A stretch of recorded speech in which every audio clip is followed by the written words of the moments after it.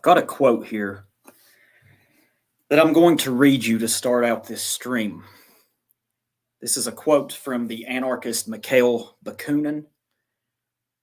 And I have to say, I find some of the work and some of the things that people like Mikhail Bakunin, Pierre-Joseph Proudhon, I find it interesting, some of their thoughts. Of course, I probably wouldn't agree with everything they said, but they had some valuable insights regarding what I would call power dynamics. So here's the quote. To revolt is a natural tendency of life. Even a worm turns against the foot that crushes it. In general, the vitality and relative dignity of an animal can be measured by the intensity of its instinct to revolt. And if you think about it, the dangerous animals, such as the wolf, the tiger, and the cottonmouth, that is the thumbnail to this stream, are always respected. They are given wide berths, treated with extreme caution. And for men, we are no different. To be capable of danger is to be divine. So, welcome to the Nordstream 3.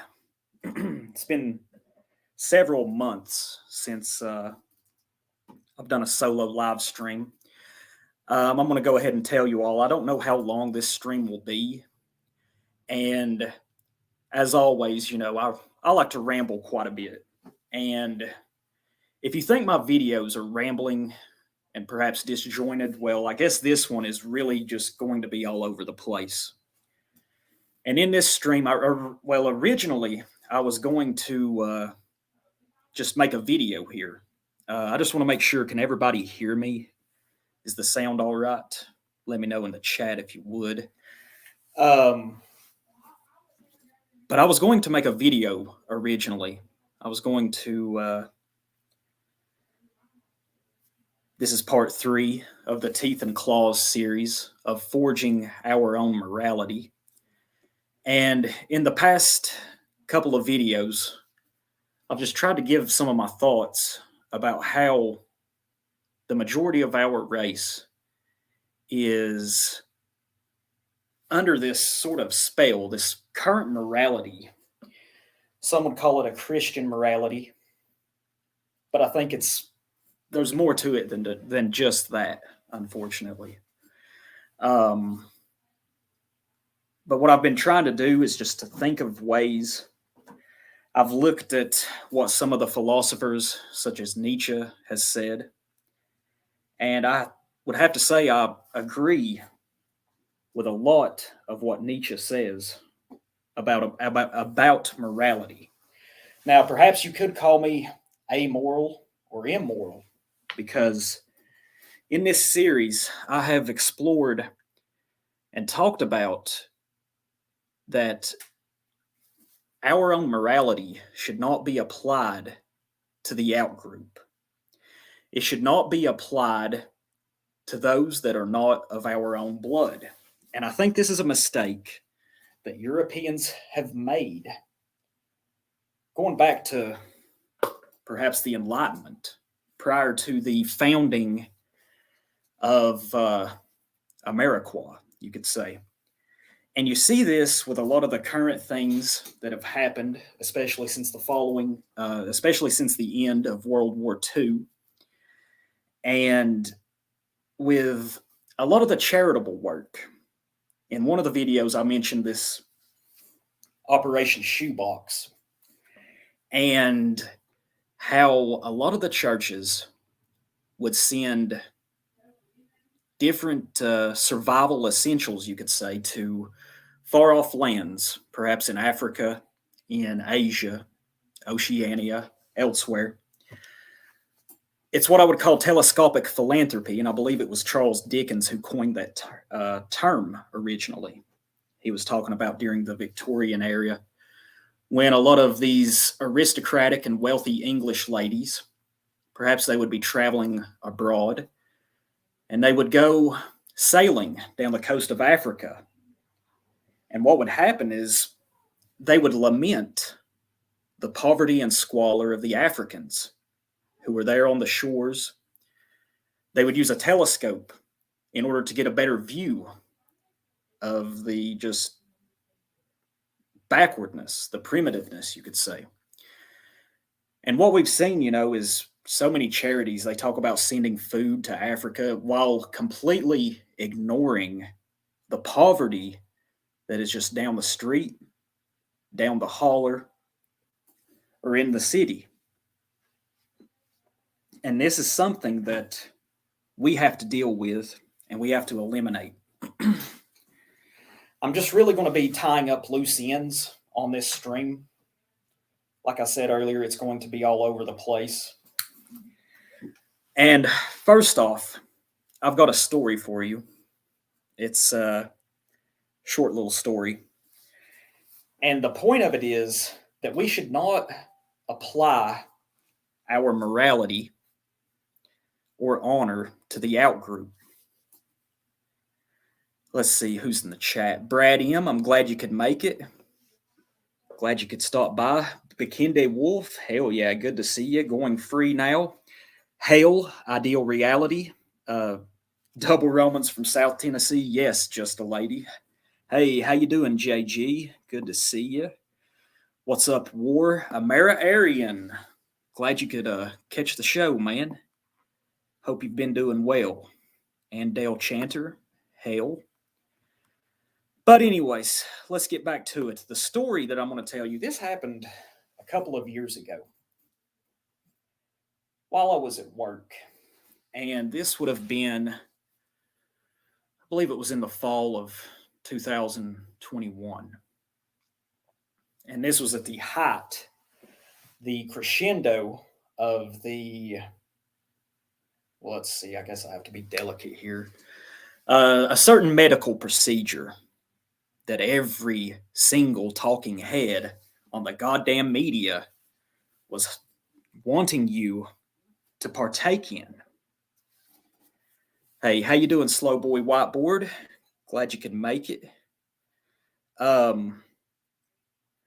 Well, like I said, I was at work. This was in the fall of 2021, I believe.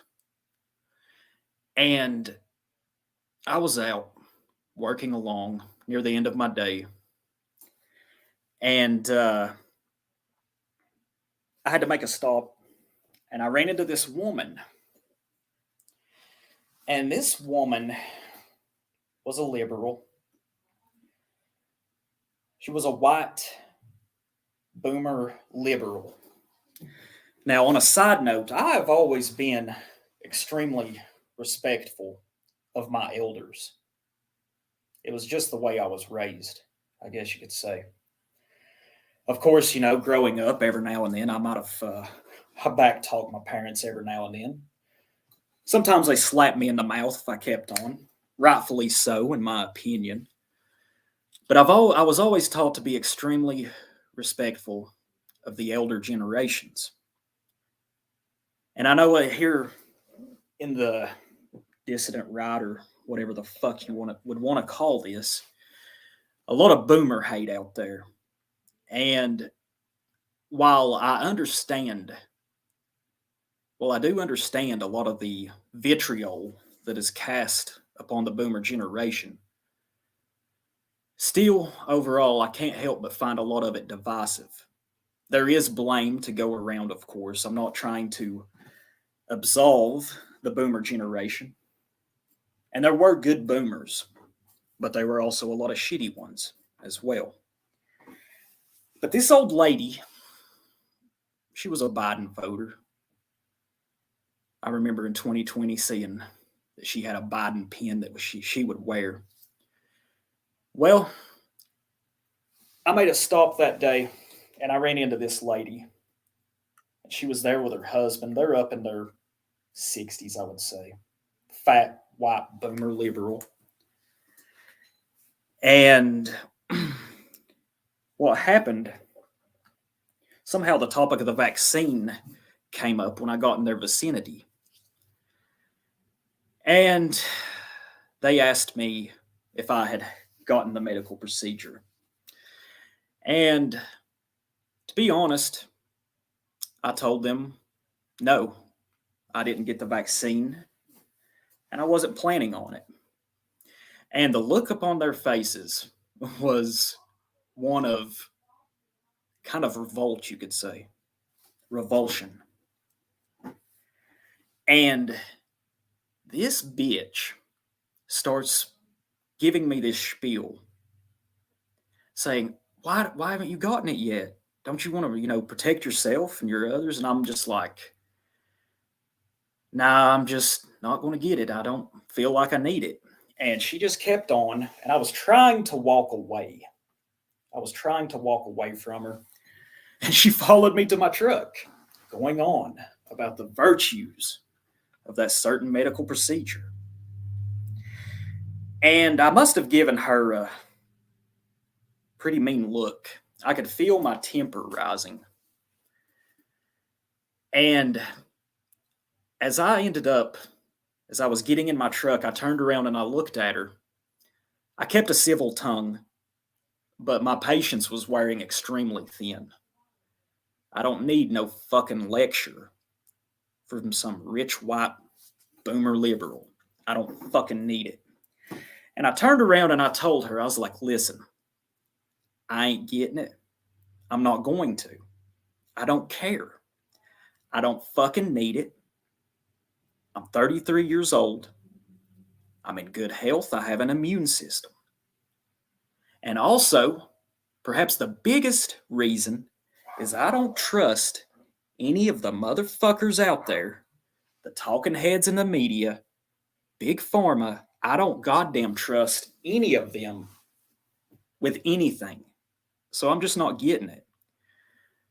Finally, she relented, and she had a look of frustration on her face. I got in the truck. I had my window down and was like, you have yourself a good day, and left. I started to wonder if perhaps I hadn't been extremely short, if I hadn't been maybe a little harsh,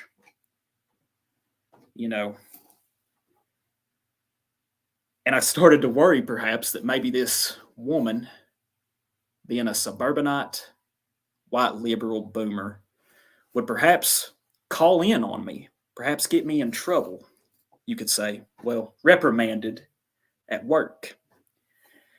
This didn't happen, but looking back on it, did I handle this situation correctly?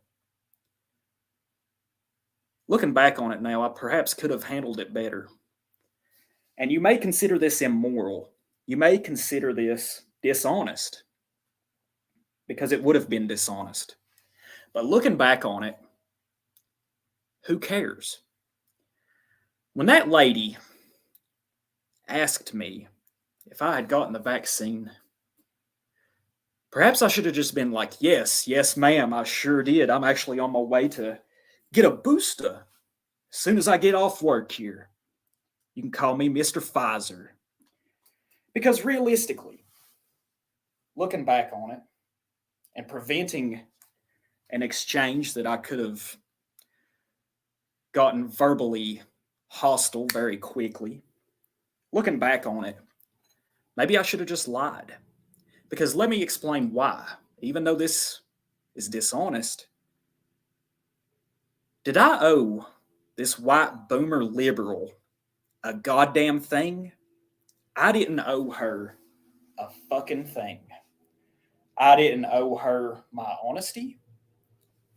I didn't owe her anything. I don't know. That was just something I was reflecting on the other day. He said, do not lie. Yeah, I understand. But that's part of what I was going to get at in this particular episode. A lot of people here in what you could call, that's exactly what I'm saying, slow burn, is there is no need to be honest with the enemy. And that's what I'm trying to get the point across here. Our morality does not apply to the outgroup. And this may come off as divisive, but I really don't care, because as I see it, it's the truth. Here in the future, our race, and I've debated about, well, I wouldn't say debate, but I've talked about this with a variety of people. I've listened to other people's viewpoints, and I have pondered this greatly myself. It's like the Native European, especially what we could call the white American. They really don't see themselves as a collective. They don't see themselves as a collective. And I think this comes from a history, and I've touched on this in the previous videos in this series. It seems that Northern and Western Europeans that are of a Germanic or Celtic, what would you call that, ethnicity, which is largely the people that settled Ameriqua. We really don't see ourselves as a collective unit. They only see it's just extremely individualistic. A lot of people will talk about Kevin MacDonald, his work on individualism. I've never read it. Maybe I will in the future. But it seems that the Northern and Western Europeans are a lot more individualistic as, say, the Eastern and Southern Europeans. And I think this is just how we evolved, how the tribes of Northern and Northwestern Europe, that's just how we evolved. Northern and Northwest Europe was relatively isolated. They were relatively isolated. And they didn't have to contend with a lot of the invasions that the Eastern Europeans and Southern Europeans had to deal with. Now, I think that this has been a double-edged sword. Northern and Western Europeans can be great conquerors. But I also think there is a fallacy to this that we have also, it also makes us vulnerable, you could say, to being subverted and having this wish to apply our morality to other people. And going back to this white liberal boomer, some people talk about white unity at every opportunity. And while I do see this as a noble sort of concept, I can't help but believe that honestly, it is a far-fetched concept. It's just the unfortunate truth. And as me and my friends have said numerous times, we can blame the you-know-whoish tribe. We can blame the other races that we have to live with and contend with. And of course, there is tons of blame to go around there, but we have to look at ourselves. And as I've said before, the white elite, you could say the Anglo elite here in Ameriqua and perhaps elsewhere, that I believe, and their mindless followers, their lemmings, such as this boomer liberal lady, that are pushing the company line, these people, even though they may look like us, they may be blonde-headed, blue-eyed, all these things, but when the time comes, if that time ever comes, these people will be your greatest obstacle, your greatest enemy. It's just how I see it. It's just the truth. And I hear some people on our side of things, they try to reach out and they want to try to convert the white liberal. And while maybe you could have some success with this, I think things will have to deteriorate significantly before you will have any sort of universal success. I know accelerationism gets a bad name in some parts of these circles, but I can't help but feel that there's a lot of truth to accelerationism. It's just the facts. The summer of 2020, that probably woke up more people than anything. Yet, of course, there's still so many out there with their heads in the sand. So, Did I do the right thing by telling that woman the truth, that I just wasn't getting it, wasn't going to deal with it? On a moral level, probably so. But to be honest, it's like I said, I feel like I owed her nothing. And that conversation could have very quickly went south because I was losing my patience. Thankfully, though, I kept a civil tongue.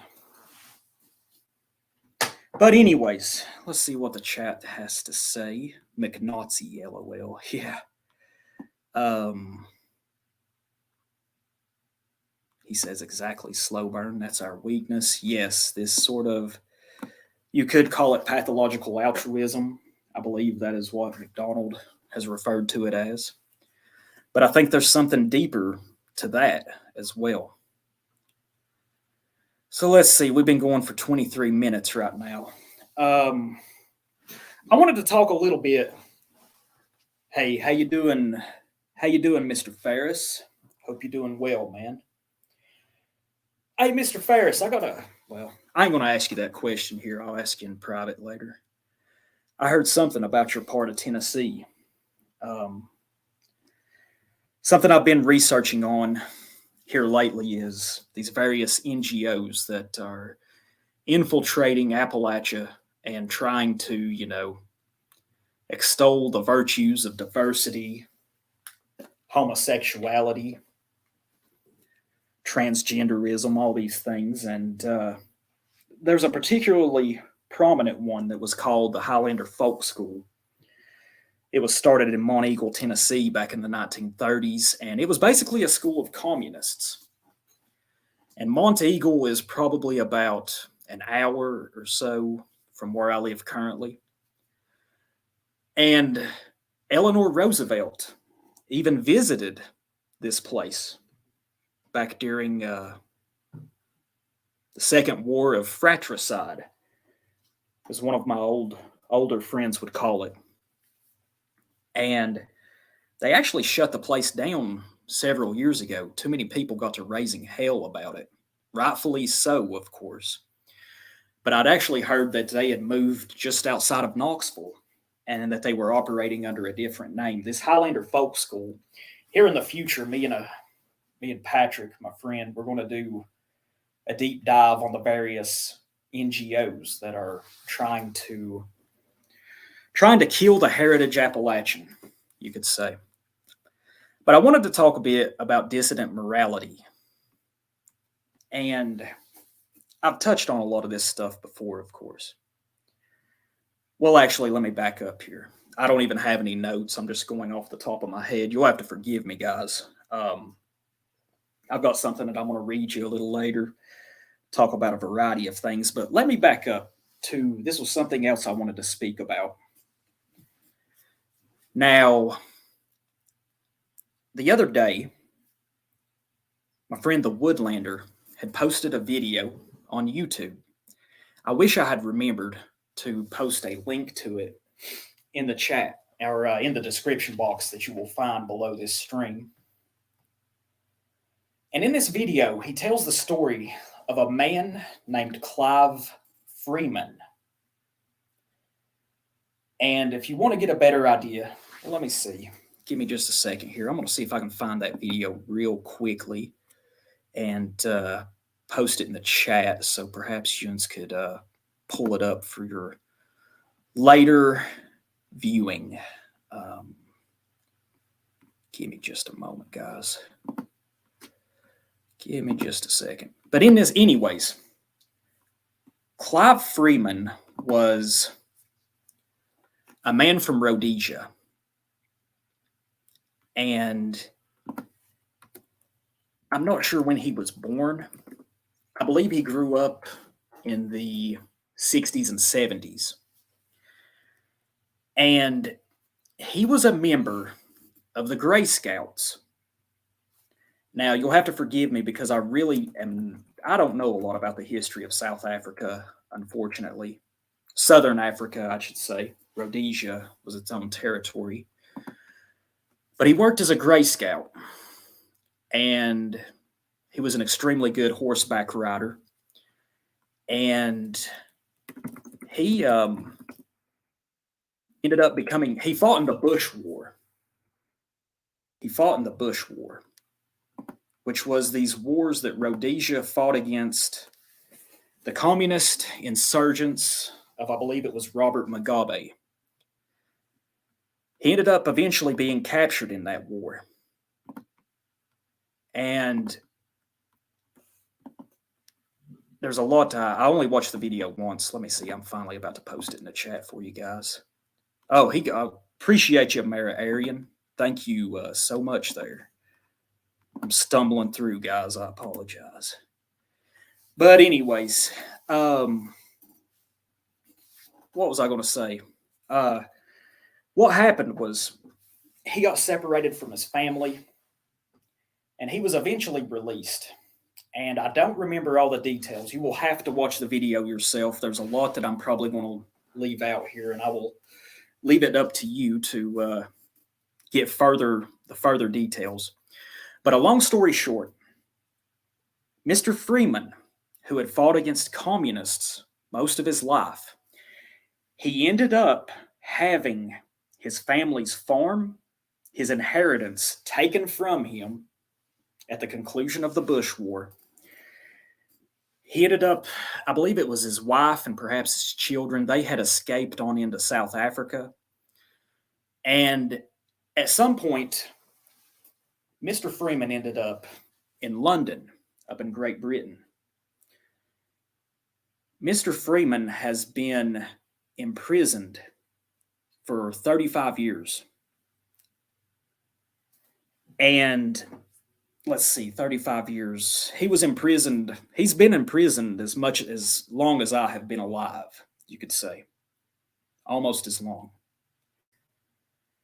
And he was imprisoned for a murder of someone he used to drink with. He fell into the vicious cycle of alcoholism because he was thousands of miles away from his family. And I mean, I have sympathy for people like this. This man was a patriotic man that fought against communism. He loved his homeland of Rhodesia. He had everything stripped from him. And in London, separated from his family, and actually, I believe he was unable to find it, he fell into alcoholism. He even contemplated suicide for a brief period of time. He was able to enter London. He had connections, of course. He was able to escape Rhodesia, enter London. I believe he had a different name. Well, long story short, like I said, he's been imprisoned for 35 years for a murder that I don't believe he committed. The autopsy was done on his friend who asphyxiated in a flat fire. I believe a flat is what the English would call just what we would call an apartment. But there was a fire. And they did an autopsy shortly after the apartment or flat burnt down. And that coroner ruled that he died from alcohol consumption and smoke inhalation. They did another autopsy that came back with the same result, but the third one came back and said that he had been burked, I believe is the term, which means you were asphyxiated by having a large weight placed upon your chest, a weight that would be so heavy that you can't move. And I don't understand why Mr. Freeman would want to kill one of his old drinking buddies, but long story short, that's who they pinned the crime on. And this was shortly before Mr. Freeman was about to become reunited with his family. He had somehow managed to get back in contact with his wife years later. Well, over the years, like I said, he's been in prison for 35 years. And he's ineligible for parole there in England. For parole, for you to be, I guess, given the opportunity, you have to admit to your crime. and show remorse. But all these years, Mr. Freeman is a man of honor, I believe, a man of his word. He refused all these times to admit to a crime that he didn't commit. And in that video, the Woodlander, and that's one thing I like about the Woodlander, is because I believe he's a very honest man, is that he himself, and I would say myself included, I would probably, faced with such a situation, and let me add this to it right quickly. It was several years ago. His wife had gotten cancer. I don't know if this was in the early 2010s. I'm not exactly sure when. And they were considering, he applied, I guess, for a leave of absence so he could spend some time with his wife before she passed away. Well, the parole board at whatever prison it is, they refused this. They refused him from going to see his wife on her deathbed. And the Woodlander admitted that when faced with such odds, that he would have probably fessed up to the crime that he didn't commit. And I think I would find myself in the same boat, to be honest. You know, that's something that I find it impressive in a way. This strong man refuses to admit to something that I don't believe he did.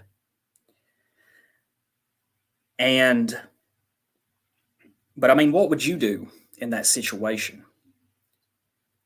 What would you do yourself? He never did get to see his wife. She passed away. Mr. Freeman is now, I believe, 78 years old. Probably doesn't have a whole lot of time left. And yet he still refuses to cave in. He still refuses to break and admit guilt to get a possible chance of life. Really, chat, what would you do in this situation? Would you keep your honor and your word? Yeah, he does have cancer himself. I was about to mention that. Good point, Amara Arian. Hey, how you doing, Moita boy? Good to see you. What's up, Stonewall? But Slow Boy Whiteboard says, I wouldn't admit to a crime I didn't commit. Let him remember the wife of his youth. Yeah, I can see that. I can understand that. But he probably would have done about 15 years if he would have just admitted to it. 15, maybe 20. Perhaps they would have granted him parole. But to be honest, let's be real here. This system, this Western liberal democracy, these governments, they have taken every fucking thing from that poor man. They've taken everything from him. What would you do in that situation? I'm just curious. Because Daremaster says 812. He says, well, I think we're in a position where if you admit to something, you're going to get slapped with additional charges and still be in the joint. I'd like to think I'd keep my honor. I understand. I don't know. Maybe I'm just in some ways an immoral man, but if it came down to me or never seeing my family again, I don't think I could have kept my word in that situation. I'm not going to lie. I don't think I could.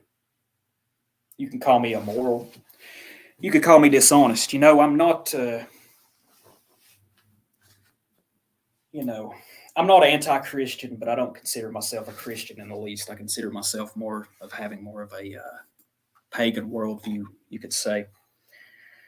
But I do believe certainly that there is some sort of divinity and higher power to things. And that this higher power knows the truth of what happened. And I believe this higher power, you could say, would know that Mr. Freeman did not commit this heinous act of murder.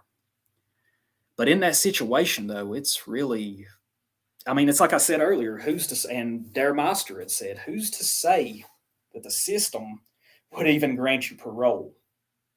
And in that situation, I guess perhaps you could say that they have literally taken everything from him. It's an all around sad story. Like I said, I would encourage you all to check out that video if you haven't seen it yet. I'm sure many of you have already seen it, though. So, yeah, that's just something to consider, something to think about. But now I wanted to talk a bit about dissident morality. And I have to admit, I have seen a lot of things within the last couple of years within some of these online circles and the broader movements, you could say, that have shocked me. They have baffled me.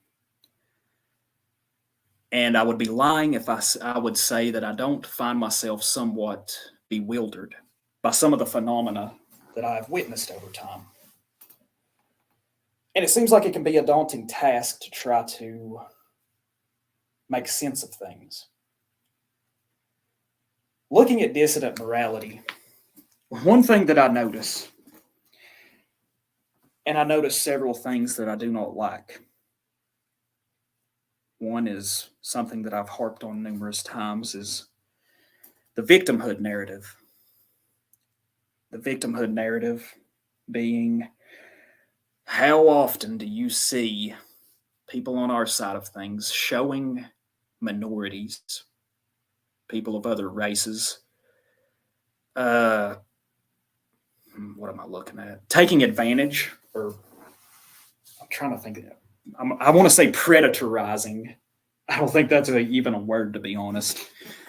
But taking advantage or just beating, you could say, white kids, white people. I really grow tired of seeing this, as I've said a million fucking times. I want to see otherwise. And that's why I named this series Teeth and Claws, because I think we have to discover that we have to quit radiating meekness. If you radiate meekness, the world is a very dirty and ugly place. Okay?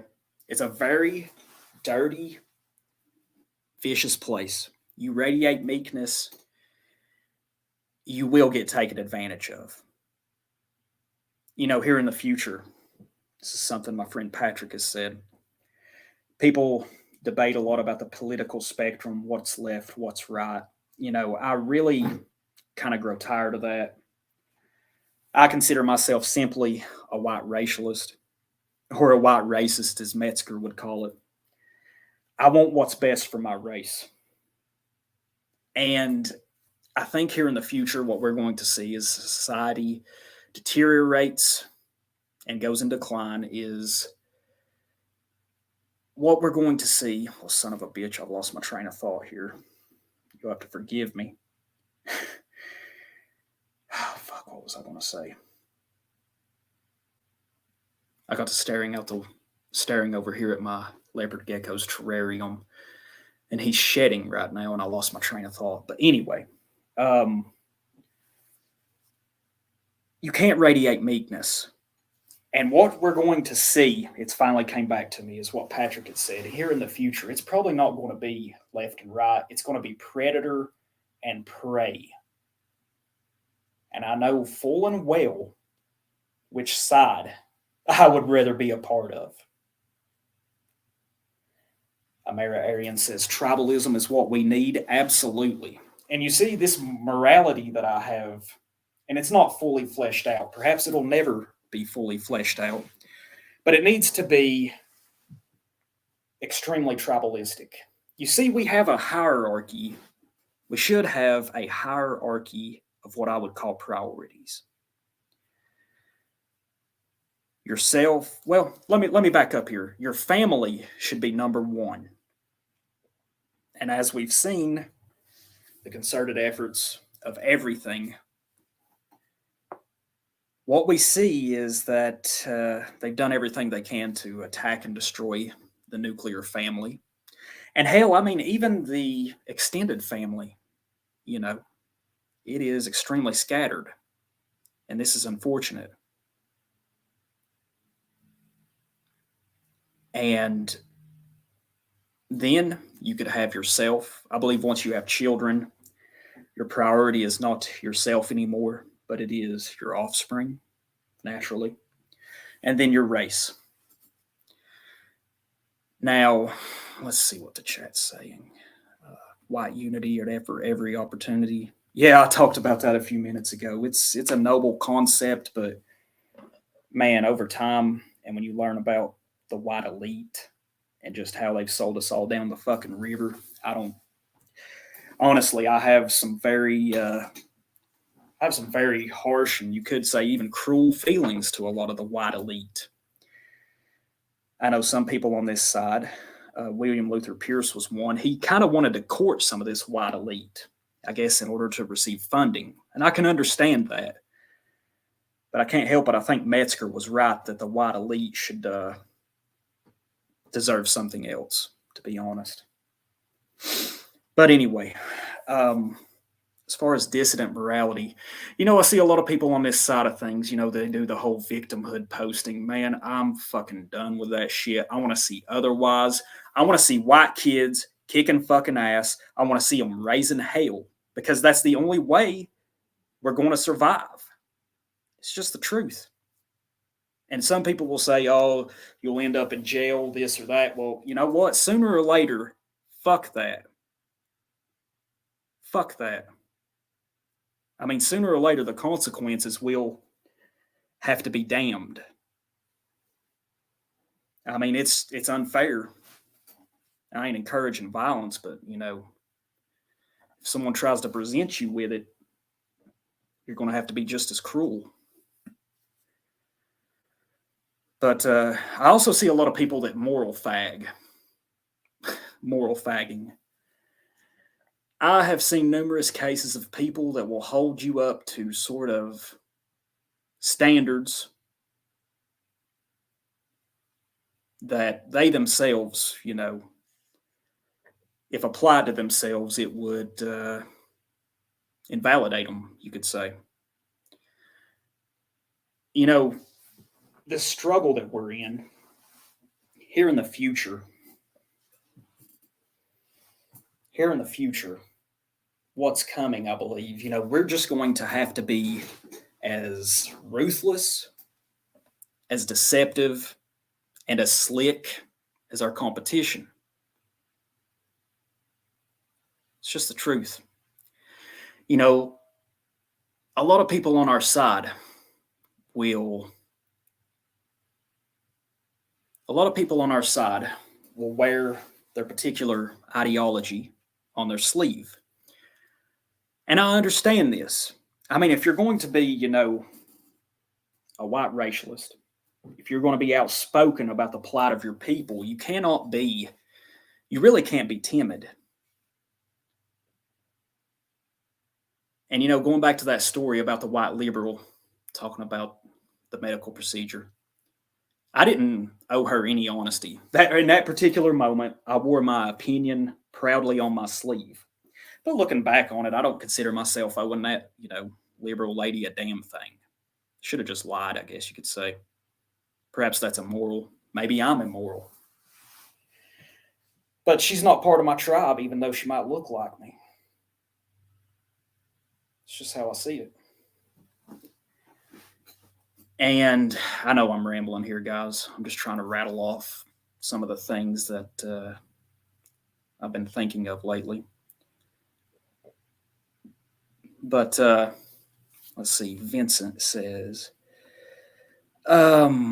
aristocrats in the past were deposed and executed if they failed to uphold their duties to the people. Our modern elites deserve the same.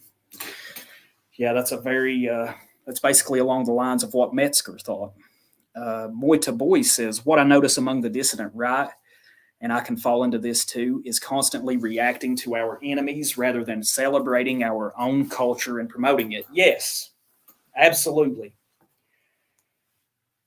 Revolutionary will always defeat reactionary. And the broader right wing is just so reactionary over the last many decades. And when you're reactionary, you allow your enemy to seize the initiative, and you're backpedaling.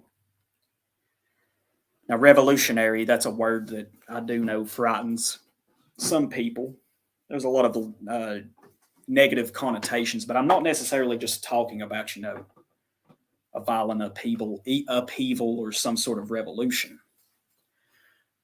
There's a form of revolution that I thought up of myself is just calling it the cold revolution, which is just working as hard as you can to sort of become self-reliant, to become less dependent on this system. Because I think here in the future, I think that is a path forward. This is a path that you can pursue without getting yourself hemmed up with charges. This is a path that you can pursue to that you won't end up in a fucking jail, Give me a second here.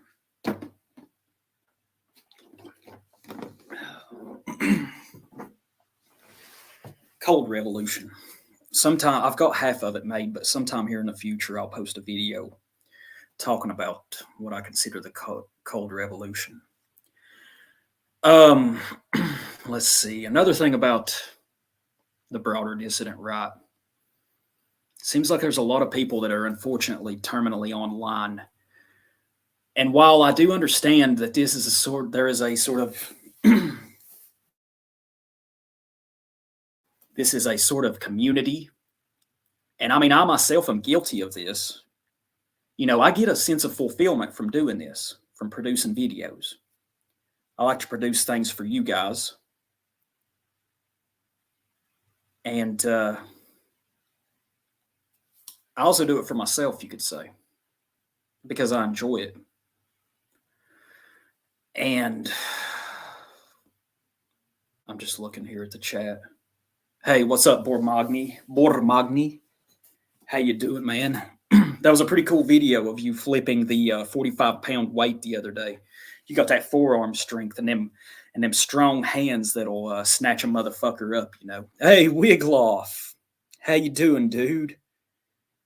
High class, low life, Bjarki. How y'all doing? Tricky Woo. Good to see you. But, I've warned against this before. Don't be terminally online, And there's also, I don't mean to, there's also the incel question. Man, that's one of the biggest reasons why we're being displaced is not having sex, not procreating. People's having sex, but, it's just for shits and giggles. And I myself used to be like this, of course, when I was in my late teens and early 20s. But, there's some people on the broader dissident right, the mainstream DR, maybe like the Groypers or whatever, they celebrate being virgins. And, that's another point of contention in morality. It seems like in most cases, and I'm sorry, feminists or egalitarians, if there's any of you watching this, but it seems that young men with a higher body count, this doesn't affect their ability to pair bond. But women, it seems like when they cross a certain threshold, it's difficult for them to pair bond. And I think that's the source of a lot of the failed marriages and relationships. But if you're a single young man I really think that should be one of your highest priorities, is trying to find yourself a good young white woman. And I've been asked before in comment sections of some of my videos. I've been asked before about how do you find the red-pilled Aryan queen? Well, to be honest, man, let me tell you the truth here. The truth is, I wouldn't waste time looking for it. I wouldn't waste time looking for it. If you can find one that you are attracted to, she's attracted to you, and all those things,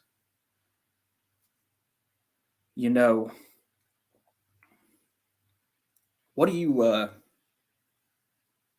fuck, I've lost my train of thought.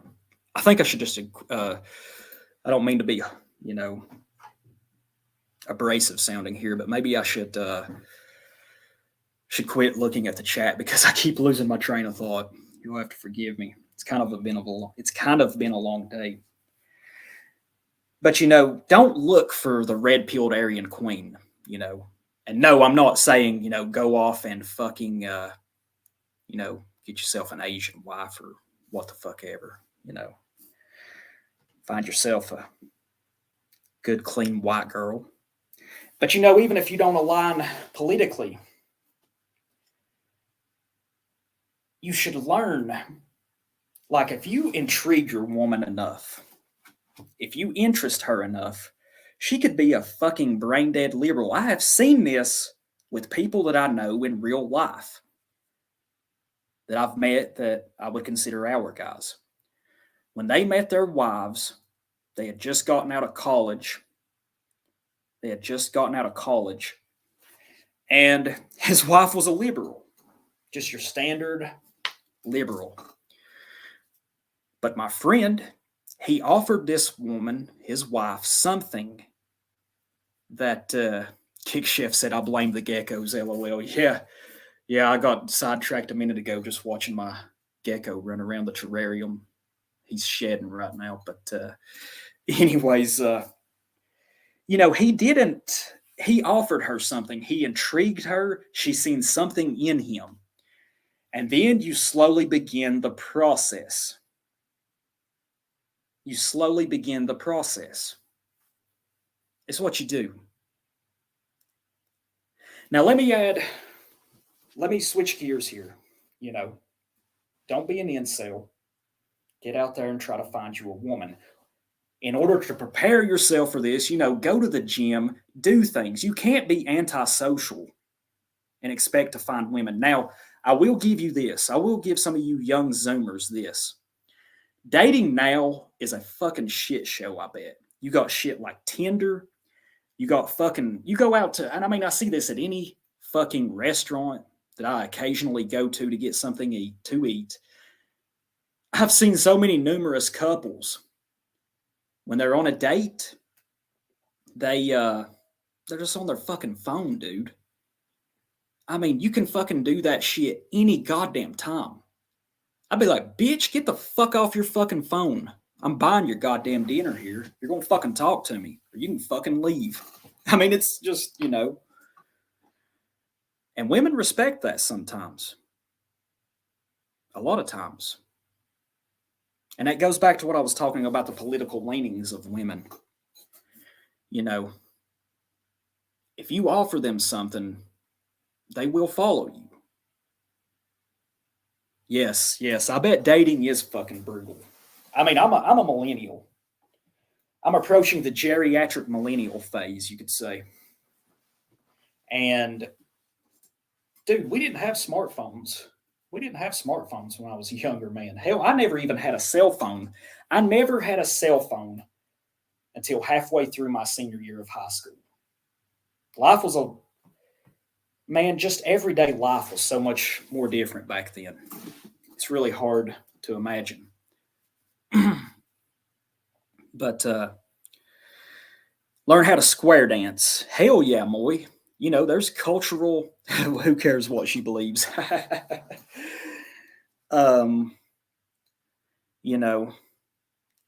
Yeah, man, there's, and that's something that our side needs to do. Hey, what's up, Toffee? How you doing, man? Good to see you. That's something I think our side could use to capitalize. We could, pull together these sort of cultural heritage events. And, that's what dancing was. Nowadays, fucking dancing is like twerking and all that just over sexualized sort of shit. But dancing back in the day, that was just a way for young men and women to, tell if they had any chemistry with each other. It was a safe way. And there was also courting. Now, growing up, my grandparents, if they'd see me with a girl or something, they'd be like, "Oh, so you're courting so and so's granddaughter now," and I'm just like, "Oh, what the hell's courting?" But looking back on it, that's how it was here in Appalachia. Two parents, it was kind of an arranged marriage, you could say. Maybe not as strict as, say, some other cultures have. But whenever they were courting, whenever a young man and woman was courting, you know, they went out together. The family was always around. The family. We seen this in The Godfather, in the whenever Michael Corleone starts seeing his first wife, Apollonia. He went to her family, and that's where, they courted each other. That's what courting is. Maybe we should bring back courting. Get two sets of parents. Hell, say a Mara-Aryan here has a kid and I have a kid. I have a daughter, he has a son, and hey man, what do you think about our kids getting together? And just suggest it, you could say. Do some courting. But anyways, the last thing I wanted to touch on in dissident morality is I just want to reiterate too. I just want to reiterate that you should be careful. You should be very careful with who you trust. You should probably keep your circle small. I've come to the point where I really don't know if I want this channel to get much bigger, to be honest. I recognize a lot of the names in the chat, and I like you guys. But I'm not in this for popularity. And with popularity comes opportunity, but also detriment. And man, there's a lot of things that I see, say on Telegram, Jittergram, as some people would call it, is a lot of people are bewildered by a lot of the phenomena that they see online. And myself, I was, like I've mentioned before, terribly naive about this sort of thing. At one time, I was really naive. I automatically thought that once I, leapt into this feet first, could say even head first, that I was going to have lots of comrades, friends, and this really ain't the case. And, I hear a lot of people talk about infighting, and while, yes, infighting can be very destructive, I do think that sometimes it is necessary to purge elements from the broader movement, you could say, that deserve to be fucking purged.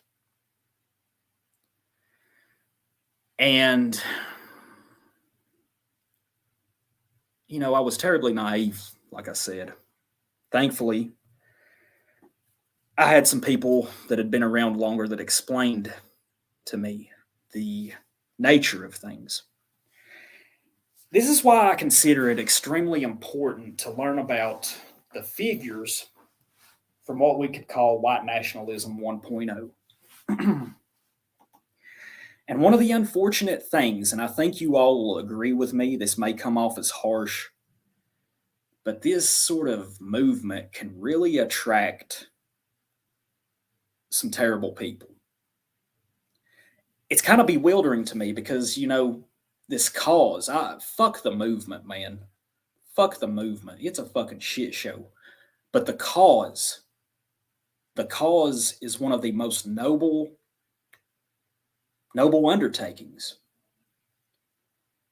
And I think that's why it's important to study a lot of the history, especially the 1.0 days. Because a lot of the wild shit that you may see online that is happening, this shit has happened before. You know, it's like the old saying goes, you know, there's nothing new under the sun. And a lot of these guys, like Commander Rockwell, William Luther Pierce, Mason, Metzger, Harold Covington. You know, there was a huge feud between Harold Covington and I believe Pierce and Metzger. These guys had to deal with this shit all these decades ago. And what we're seeing is a sort of repetition of this, I believe. And that's why I suggest to you to study the history, because in it you can learn so many things. Let's see what the chat's got to say. Let's see, I've been going for about an hour. I know this has been rambling. This has been disjointed as fuck all. And like I said, I was just tying up loose ends regarding our own morality. I guess I'll go ahead and close out the morality part. And then I've got a chapter of a book. It's just a couple of pages long that I'm going to read to you. You know, it's like I mentioned earlier. Don't be terminally online. Find yourself a woman, a suitable mate. Work on yourself, self-improve. And, you know, if you have a huge online presence, be safe, you know. Be on your guard, you know. That's just some advice I could give you. And as far as developing our own morality, you know, I've talked about my sordid past before. You know, I mean, I used to be a criminal. I used to be a meth head, as what was it? This one guy recently called me. He called me white hillbilly trailer park meth head trash, which that doesn't offend me at all. You know, doesn't offend me in the least. Pretty honest about it. And so maybe I'm not the best person to talk about morality. But morality has utility. And there is something that is, like I have mentioned before, there is something drastically and terribly wrong. That is exactly right. I'm gonna put that on the screen so everybody sees it, Cascadia. I'm going to put that on the fucking screen. That is absolutely true. You know, these sort of extreme sort of movements, you know, it really does attract a lot of bad elements. And I mean, this is even on the left-hand side, you could say. But what we need to do, and what I've tried to address here, is that we need to forge our own morality. And it's like some of the stories, some of the tales that I have told you. Our morality should be extremely tribalistic in nature. It should never be applied to the other. And also, too, you know, I wanted to add this about dissident morality, is that, you know, you don't have to be extremely honest all the time. You know, like I said, I admire the honesty, but there's times that, you know, I hate society. I absolutely detest current society. But unfortunately, and although I want to see it crumble, I want to see it go up in ashes.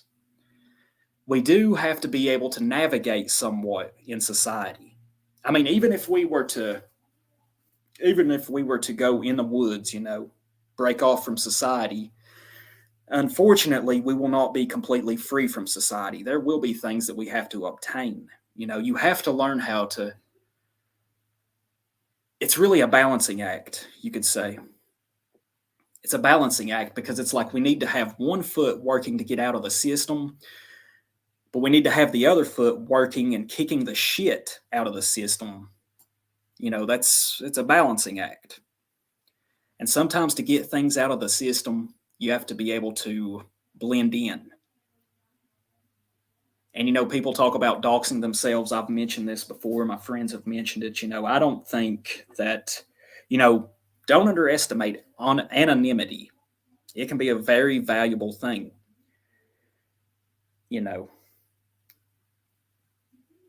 I don't encourage people to dox themselves ever, But like I said, this morality needs to, this current morality that we labor under, you could call it a Christian morality, you could call it this or that, but all I know is that this current morality is fucking killing us. And it's leading to the destruction of the Native European race. I hope that this has I hope, I've not been too rambly. I hope that perhaps this can be of some use to someone. I know it's been extremely rambly. But to close out this stream, I wanted to read a chapter of a book. It's only a few pages. Only a few. It's only a couple pages. And this is a book that is very revealing about the history of the movement. The book is called Bruder Schweigen. You'll have to forgive me, I know I'm butchering it. But it's a book about what is more commonly known as the Order. Robert J. Matthews, Gary Yarborough, David Lane, Frank De Silva. That is who has written this book, Mr. De Silva. But there's just a quick chapter here, and it kind of relates to what I was saying earlier about the white elite. If you are a true racialist, we don't have anybody. We really don't. We have no mainstream political representation. We really don't. We really just have ourselves. But anyway, I just want to read this chapter very quickly to close out this stream. It's called A New Horizon. It was the end of July 1983, and it appeared that life was taking a singular direction. Moving from the California area was coming to fruition. Shirley and I had many conversations on the topic, and after I had installed the wire barriers on Crystal's windows, him and his young family was having to deal with the encroaching diversity into Southern California. He had to install wire barriers on his daughter's windows, which faced the famous Route 66. It was clear to both of us, but especially myself, that being exposed like this, the fort mentality was not suited to anyone's family, especially ours, and remaining in the area would only put off the inevitable. I would not be telling the truth if I was to state categorically that there was not a certain temptation to remain and finish certain aspects of life's certainties, an eye for an eye, for example, and the knowledge that what was transpiring to me and the family was also transpiring around the country. Every day, someone somewhere was being inundated with change forced by the government at whatever level, irrespective of the wishes and best interest of the community to accept a social experiment that would affect their way of life irrevocably. Why, for instance, was it so important for the state as a system to mandate, nay, with force and violence, mandate the forced cultural and racial integration of the cities and towns across America?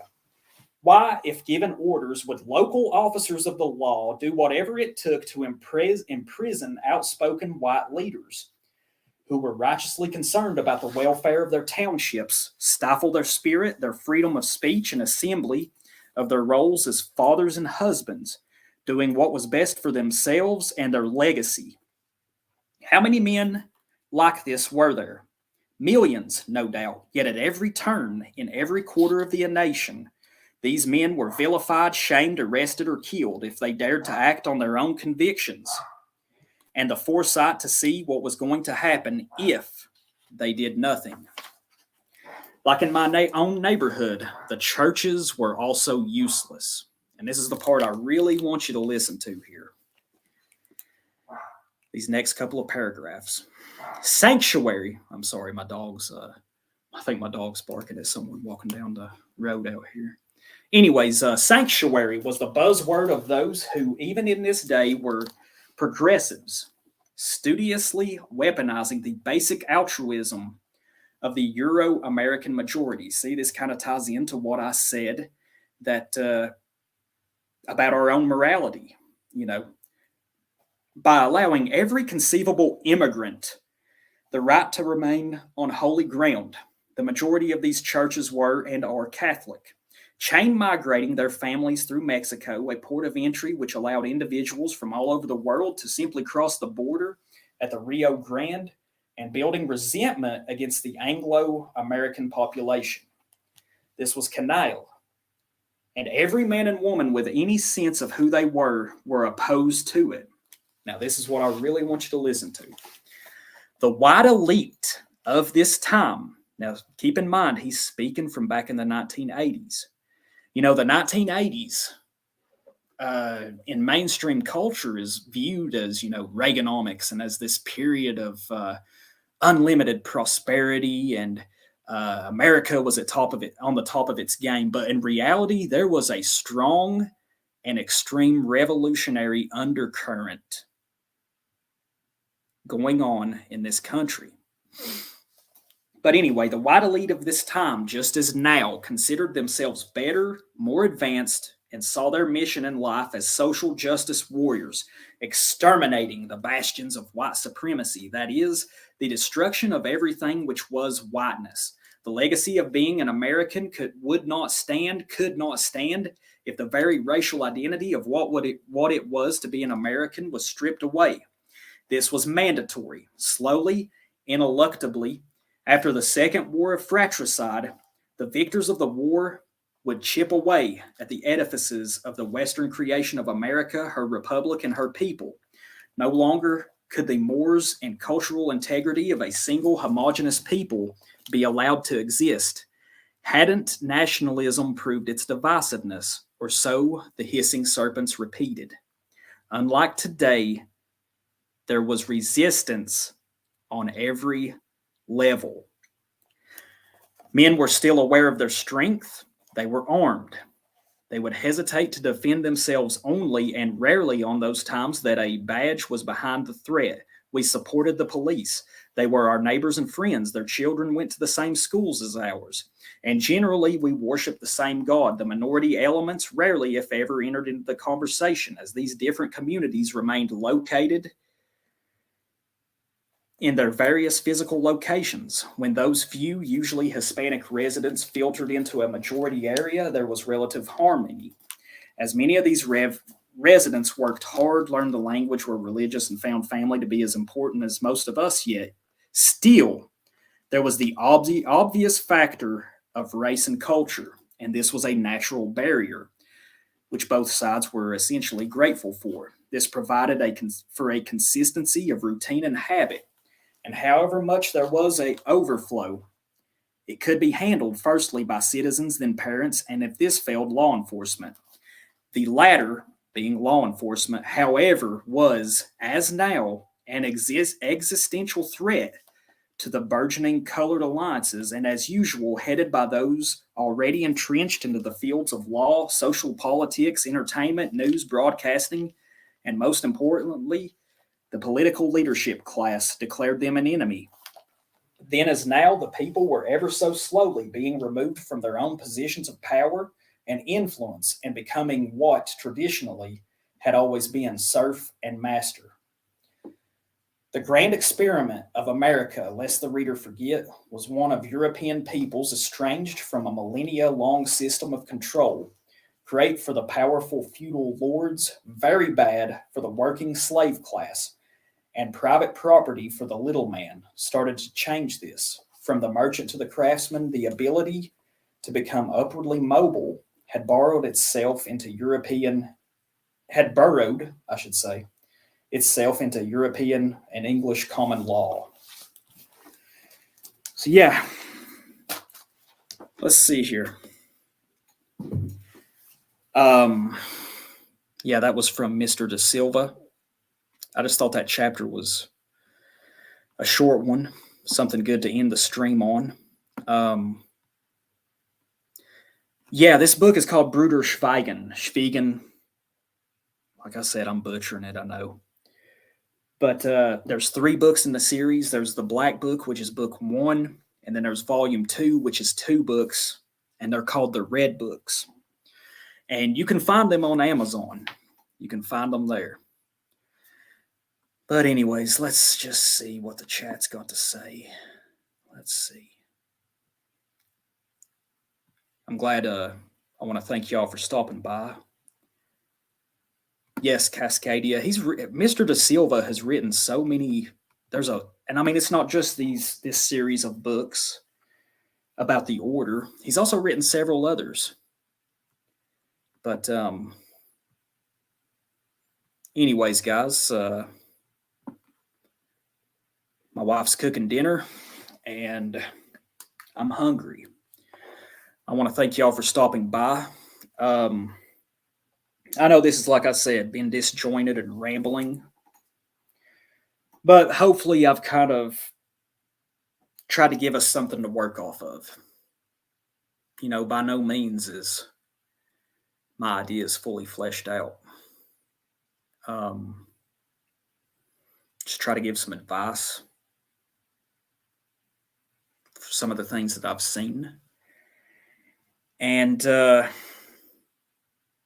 I'm going to, I think here soon, I'm going to go to a Civil War battlefield, and I don't know if I'm just going to make this a video. I think what I'm going to do is I'm going to make a video of this Civil War battlefield. We're going to explore it. There's a lot of weaponry from that time there. It's really interesting. And I'm also going to talk a little bit about, you know, the ethnic differences, you could say, between what was the North and the South, and a bit about the history of the Civil War in Appalachia as well. But I think what I'm going to do is I might just do this as a stream, and just something for the future. But anyways, guys, I want to thank everybody that stopped by. Hope y'all have a good evening or good night, whichever part of the world you're in. And I'll talk to y'all soon. Bye-bye.